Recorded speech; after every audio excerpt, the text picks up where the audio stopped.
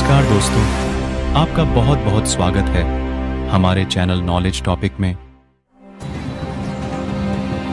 बूढ़ी गंगा यानी पुरानी गंगा बांग्लादेश की राजधानी ढाका से होकर बहने वाली ये नदी कभी इस शहर की जीवन धारा हुआ करती थी, लेकिन आज ये देश की सबसे प्रदूषित नदियों में शामिल है। लगभग 17 करोड़ की आबादी वाला बांग्लादेश दुनिया में सबसे सघन आबादी वाले देशों में शामिल है। इनमें से लगभग 2 करोड़ 30 लाख लोग राजधानी ढाका में रहते हैं। बांग्लादेश में छोटी बड़ी लगभग 220 नदियां हैं और देश की बड़ी आबादी किसी न किसी तरह नदियों पर निर्भर है। किसी की रोजी रोटी इनसे जुड़ी है तो किसी के लिए नदियां आने जाने का जरिया हैं। फिर भी बहुत सी नदियों की हालत अच्छी नहीं है। चीन के बाद बांग्लादेश दुनिया का दूसरा सबसे बड़ा कपड़ा निर्यातक है, लेकिन पर्यावरणविद कहते हैं कि तेजी से बढ़ता ये उद्योग नदी में प्रदूषण का मुख्य कारण है। कपड़ा मिलों और फैक्ट्रियों से गंदा पानी, डाई और दूसरे खतरनाक केमिकल सीधे नदी में डाले जा रहे हैं। पॉलीथीन और प्लास्टिक नदी के तल में जमा हो रहे हैं, जिनसे जलीय इकोसिस्टम तहस नहस हो रहा है। बांग्लादेश की सरकार ने नदियों को प्रदूषण से बचाने के लिए 1995 में एक कानून बनाया था। इसके तहत सभी फैक्ट्रियों के लिए अनिवार्य किया गया कि वो अपने दूषित पानी को साफ करें, लेकिन उद्योगों ने इस कानून से बचने के रास्ते निकाल लिए और उसी का नतीजा है ये नदी जो आज दम तोड़ चुकी है। इस वीडियो लेक्चर में हम डिस्कस करेंगे रिवर बैंक इरोजन के बारे में। जो हमारा डिस्कशन होगा वो मेनली वेस्ट बंगाल से रिलेटेड होगा और प्लस जिस रिवर पर हम डिस्कशन करेंगे वो है रिवर गंगा। मतलब कि जो रिवर गंगा में जो रिवर बैंक इरोजन हो रहा है उस पर हम डिस्कशन करेंगे और उस वजह से वेस्ट बंगाल में जो लॉस हो रहा है ऑफ लाइफ एंड लाइवलीहुड उसके बारे में भी हम डिस्कशन करेंगे। तो चलिए स्टार्ट करते हैं टॉपिक। ठीक है, पहले ये समझते हैं कि इरोजन का क्या मतलब होता है। अगर हम इरोजन वर्ड यूज़ करते हैं तो उसका क्या मतलब होता है। इन जनरल अगर हम देखें तो इरोजन क्या है, एक kind of a surface process है। It is a kind of a surface process. ठीक है, और इस सरफेस प्रोसेस की वजह से जब सॉइल या फिर रॉक या कोई डिजॉल्व मटेरियल अर्थ के क्रस्ट में, मतलब जैसे अर्थ जो है, अर्थ में कई लेयर्स हैं। अपर मोस्ट लेयर का नाम क्या है, क्रस्ट, फिर मेंटल, फिर कोर। अर्थ का जो अपर मोस्ट ये जो लेयर है क्रस्ट, इसमें जब सॉइल, रॉक या कोई डिजॉल्व मटेरियल एक जगह से दूसरी जगह जब ऐसे ट्रांसफर होता है तो उसको हम बोलते हैं इरोजन। ठीक है, इसको हम बोलते हैं इरोजन। कई सारे फोर्सेस रिस्पॉन्सिबल होते हैं इरोजन के लिए। जैसे फॉर एग्जांपल आप देखिए तो वाटर रिस्पॉन्सिबल होगा इरोजन के लिए, एयर है वो रिस्पॉन्सिबल होगी और साथ में दूसरे फैक्टर्स भी हैं, केमिकल से रिलेटेड फैक्टर्स हैं, दूसरे कई सारे बायोलॉजिकल फैक्टर्स भी हैं जिसकी वजह से इरोजन होता है। अब दूसरा जो हम टर्म यूज़ कर रहे हैं वो है रिवर बैंक इरोजन। अब कोई भी बड़ी रिवर है, मान लीजिए रिवर गंगा है या ब्रह्मपुत्र है ना, ये बहुत बड़ी रिवर्स हैं। तो इसमें जब वाटर का लेवल बढ़ता है तो सबसे पहले क्या होता है, रिवर बैंक है उसका इरोजन होता है। तो मतलब जहाँ भी मेजर रिवर्स हैं वहाँ पे आपके वो रिवर बैंक इरोजन देखने को मिलेगा। और जब रिवर बैंक इरोजन होगा तो इसकी वजह से कई बार क्या होता है कि रिवर ने अपना रास्ता बदल दिया। वो रास्ता क्यों बदल दिया, क्योंकि जो रिवर का बैंक है उसका इरोजन हुआ। इस वजह से जो रिवर बेड है, जो ये रिवर का ये जो बेड है जहाँ से रिवर फ्लो कर रही है वो थोड़ा और वाइड होगा और फिर जो है रिवर अपना कोर्स चेंज कर देती है। जैसे आपने सुना होगा, अगर आपने सुना हो जैसे इलाहाबाद जो जगह है, इलाहाबाद में जैसे यमुना रिवर भी फ्लो कर रही है, जो गंगा रिवर है वो भी फ्लो करती है। और गंगा रिवर सबसे इम्पोर्टेंट जो है वो अपना कोर्स काफ़ी चेंज करती है। ये जो है रिवर बैंक इरोजन को फेस कर रही हैं और इस वजह से जो है कई लाइवलीहुड और जो एग्रीकल्चरल एरियाज़ है वो भी काफ़ी जो लॉस हो रहे हैं। तो अगर हम देखें तो हर मानसून में जब बारिश का टाइम होता है तो ये रिवर बैंक इरोजन देखने को मिलता है, क्योंकि जैसे जो ये रिवर गंगा फ्लो करती है, अब जब ये गंगा रिवर ऐसे फ्लो करेगी तो जब मानसून के टाइम में बहुत ज़्यादा बारिश होगी तो वाटर का लेवल काफ़ी बढ़ जाएगा। अब वाटर का लेवल जब बढ़ जाएगा तो अगेन जो रिवर बैंक इरोजन की काफ़ी पॉसिबिलिटी रहती है। अब देखिए, ये कहा जाता है कि जो दुर्गापुर ऐसे नाम का एक विलेज था, वो पूरे तरीके से रिवर गंगा जो है, रिवर गंगा में जो रिवर बैंक इरोजन हुआ था उसकी वजह से पूरे तरीके से वो पानी से डूब गया और कई सारे लोगों की इसमें जो डेथ भी हुई थी, लाइफ प्रॉपर्टी का भी लॉस हुआ था, फार्म एरियाज़ का भी लॉस हुआ था। तो इस वजह से कहा जाता है कि इस वजह से जो वहाँ के लोग हैं वो कह रहे हैं कि जो स्टेट गवर्नमेंट है उसको रिस्पॉन्सिबिलिटी लेने की ज़रूरत है। अब यहाँ पे ये समझने की ज़रूरत है कि स्टेट गवर्नमेंट इसमें ज़्यादा कुछ नहीं कर सकती है।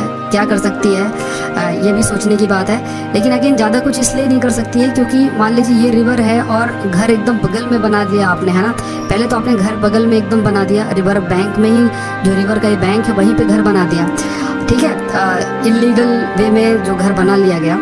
अब जब रिवर में जब वाटर फ्लो इंक्रीज होगा, है ना, तो ऑफ कोर्स ये जो एरियाज़ हैं या ये जो लोग हैं यहाँ पे रह रहे हैं, ये वनरेबल हैं। रिवर जब भी अपना कोर्स चेंज करेगी तो स्टेट गवर्नमेंट जो सबसे इम्पोर्टेंट काम कर सकती है वो ये कर सकती है कि वो रोके कि लोग ऐसे सेटल ना हो। प्रॉपर एक प्लानिंग होना चाहिए रिहेबिलिटेशन की। ये जो स्टेप है वो स्टेट गवर्नमेंट ले सकती है, लेकिन जो लोग हैं उनको भी थोड़ा सा ध्यान देना चाहिए कि वो एकदम रिवर के बगल में अपना घर ऐसे इस तरीके से ना बनाएं। अब ये जो रिवर है ये कहाँ ओरिजिनेट होती है, बांग्लादेश में, ठीक है, इंडिया में ओरिजिनेट नहीं होती है। तो इस रिवर में भी, ये जो टांगन रिवर है, इस रिवर में भी रिवर बैंक इरोजन हुआ था और इस वजह से ये जो बमन गोला ब्लॉक है जो कि अगेन जो मालदा डिस्ट्रिक्ट में है, वहाँ भी क्या है कि कई सारे जो विलेजेस हैं वो वाटर में सबमर्ज हो गए और अगेन इस वजह से जो लाइफ और जो प्रॉपर्टी है, लाइवलीहुड है, इन सब का लॉस हुआ। अब जब एकदम से रिवर में जो वाटर है एकदम से जो है बढ़ गया, ठीक है, तो उस वजह से क्या है कि जो रिवर बैंक है उसका काफ़ी इरोजन होगा, ठीक है। अगर रिवर बैंक का इरोजन होगा और यहाँ पे कोई छोटे मोटा सेटलमेंट है तो वो भी इस इरोजन की वजह से अफेक्ट होगा। लेकिन इन जनरल भी अगर हम देखें, जब वाटर इस तरीके से फ्लो करेगा तो जो बैंक है, रिवर बैंक है, उसका इरोजन होता रहता है। ये एक नेचुरल प्रोसेस है और क्योंकि वाटर धीरे धीरे ये जो सॉइल है इसको काट देता है और फिर जो है ये एक तरीके से अलग हो गया। अब मान लीजिए यहाँ पे आपने घर बना रखा है तो वो क्या है, पूरे तरीके से सबमर्ज हो जाएगा।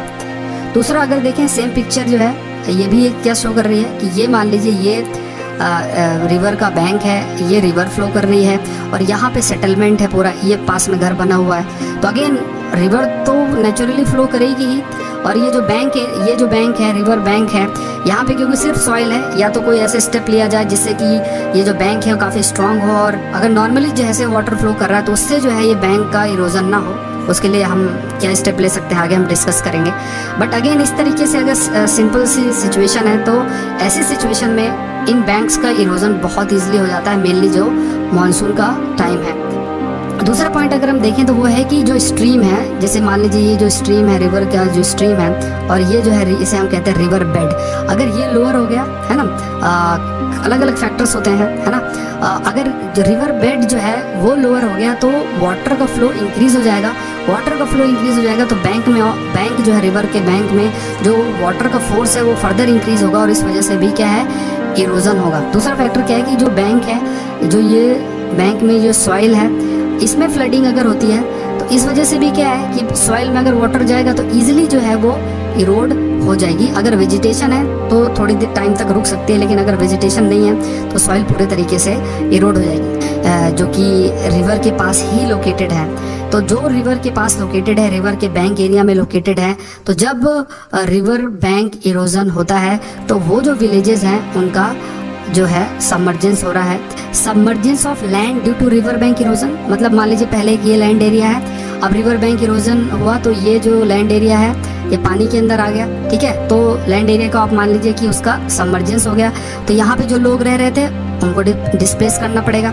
सेटलमेंट का कैसे कि मान लीजिए कि कोई एरिया जो है वो इमर्ज करके आ गया, जैसे फॉर एग्जांपल मजोली आइलैंड क्या है, मजोली आइलैंड जो कि अगेन जो ब्रह्मपुत्र रिवर का क्या है, रिवराइन आइलैंड है, वो एक तरीके से आप एग्जांपल ले सकते हैं रिवर बैंक इरोजन का, ठीक है, जिसकी वजह से जो है ये आइलैंड बना है। तो अगर मान लीजिए कोई सैंड बेड जो है, सैंड बेड इमर्ज होके आ गई तो वहाँ पे क्या है, लोग रह सकते हैं। डिस्प्लेसमेंट की अगर हम बात करें फिर कैसे, अगर submergence of new land due to river bank erosion, जहाँ पे सबमर्जेंस होगा न्यू लैंड का वहाँ डिस्प्लेसमेंट होगा, जहाँ पे इमरजेंस होगा न्यू लैंड का तो वहाँ पे सेटलमेंट होगा। तो दोनों के लिए रिवर बैंक जो है वो रिवर बैंक जो इरोजन है वो रिस्पॉन्सिबल हो सकती है। अगर देखिए रिवर बैंक इरोजन के क्या क्या इम्पैक्ट हैं, तो कई सारे इम्पैक्ट है। सोशल इम्पैक्ट है, इकोनॉमिक इम्पैक्ट है और दूसरे इम्पैक्ट है। सोशल इम्पैक्ट की बात करें तो लोग अपना घर जो है वो लॉस करते हैं, उसकी वजह से माइग्रेशन होता है, आइडेंटिटी की भी बहुत प्रॉब्लम होती है। कोई एक जगह रह रहा है, अब उसे दूसरी जगह सेटल होना पड़ रहा है ना, तो आइडेंटिटी क्राइसिस भी एक बड़ा इशू क्रिएट हो जाता है। इकोनॉमिक इम्पैक्ट की अगर हम बात करें तो प्रोडक्टिव लैंड है, एग्रीकल्चर लैंड है, उसका लॉस होता है। लोगों की लाइवलीहुड है वो उसका लॉस होता है। क्योंकि उनकी लाइवलीहुड लॉस हुई है तो बहुत पॉसिबिलिटी कि वो पॉवर्टी जो है, जो गरीबी है वो फेस करें। दूसरी अगर हम बात करें कि किस तरीके से या फिर क्या स्टेप्स लिया जा सकता है जिससे कि अगेन जो ये रिवर बैंक इरोजन है उसको रोका जाए और लोगों की लाइफ और लाइवलीहुड को बचाया जा सके। क्योंकि कई बार क्या होता है कि स्टेट गवर्नमेंट के पास इतने फाइनेंशियल रिसोर्सेस नहीं होते कि वो इनको जो ये इरोजन है इसको कंट्रोल करने के लिए स्टेप ले। तो मेरे YouTube चैनल को सब्सक्राइब जरूर करें, लाइक करें और शेयर।